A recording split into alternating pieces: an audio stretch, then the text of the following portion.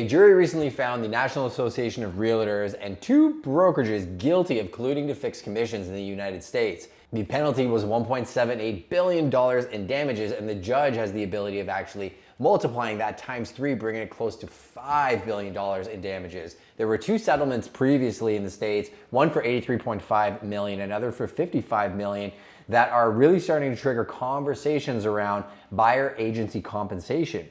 Now, the whole discussion really centered around the fact that sellers are being told that they have to pay the buyer agent's commission when they're selling a property.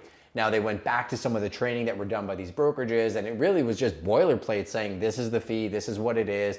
And it kind of blew my mind, because when we have discussions with buyers or we have discussions with sellers, typically we're explaining to them the process of how the buyer agency compensation works and that everything is negotiable. We can offer $0, but the reason that we offer a portion of the commission that we negotiate for ourselves to a buyer agent is they may have access to purchasers that we don't. And in real estate, that is one of the ways of procuring a buyer for your property. I find this discussion to be very interesting because in Canada, they are currently looking to implement TRESA December 1st, which would mean that a real estate agent cannot give you any advice unless you are their client and you have to sign a 12-page document to get any real estate advice. How is that going to work when you typically ask your neighbor, hey, what's my house worth? And they just give you the number. And they're trying to roll that out at the same time as potentially removing dual agency, meaning going direct to a listing agent may not be a possibility in Ontario in the future. You can't do it in BC, you can't do it in Quebec, and a lot of consumers do feel like shady things happen in real estate because the agent just wants double commission. Some people even think going directly to a selling agent is the best way to get a deal done. But let me ask you this.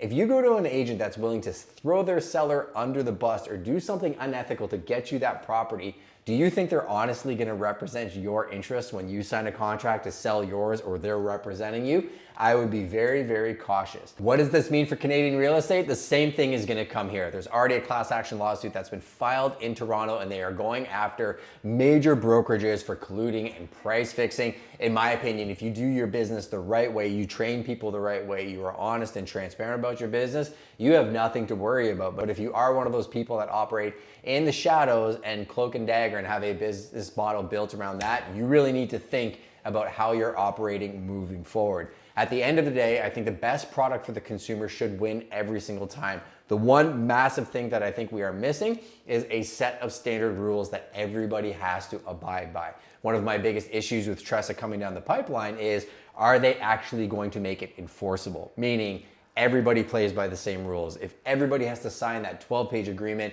before they give advice to somebody and there's major penalties that come if they don't do that, fantastic. I think it's the best thing in the world for the industry. But you are operating at the level of your lowest common denominator. So I encourage anybody in a leadership position to make sure you're implementing things, training your people properly, and doing things the right way. If you want any more information relating to these lawsuits, you have any questions about real estate, that's what this channel is all about. Hit the subscribe and notification button, and make sure you reach out to us directly. If you have any questions about real estate, the Prime Nation and the Prime team is here to serve you, and we would love to connect with you directly.